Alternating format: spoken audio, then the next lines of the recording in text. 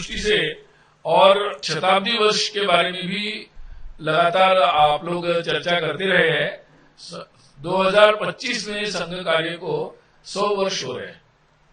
1925 में अपने देश में राष्ट्रीय स्वयंसेवक संघ इस संगठन का कार्य प्रारंभ हुआ था।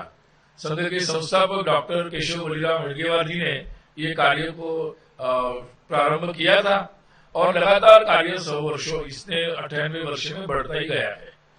तो स्वाभाविक रूप से 2025 में 100 वर्ष हो रहे, तो उस संदर्भ में एक योजना पर लगातार काम चल रहा था, कार्य विस्तार, और इसके लिए बहुत सारे लोगों ने अपना समय भी दिया था, शताब्दी विस्तार भी निकले थे। तो इस दृष्टि से इस संदर्भ में जो लक्ष्य रखे गए थे अपने शाखा कार्य के विस्तार के संदर्भ में, तो लगातार हर 6 महीने में हम उसकी समीक्षा कर रहे।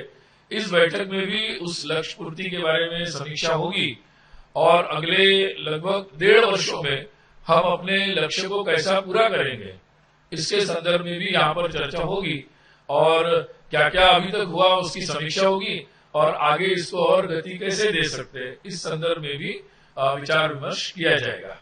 अभी जैसे आपने देखा कि संघ में तो समय के साथ जो भी बातें सामने आती है उस पर विचार होता है और जैसे समाज के संदर्भ में उसमें अपेक्षित बदलाव की चर्चा होती है, वैसे संगठन में यानी संघ में भी जो अपेक्षित बदलाव है उसकी भी चर्चा होती रहती है।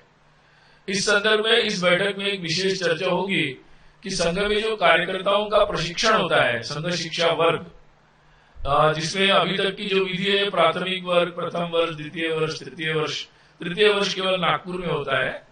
तो ऐसे संघ शिक्षा वर्गों के पाठ्यक्रम में बदलाव की योजना चल रही है।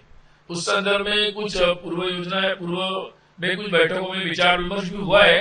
वो सारे विषयों पर यहाँ इस बैठक में विस्तार से चर्चा होगी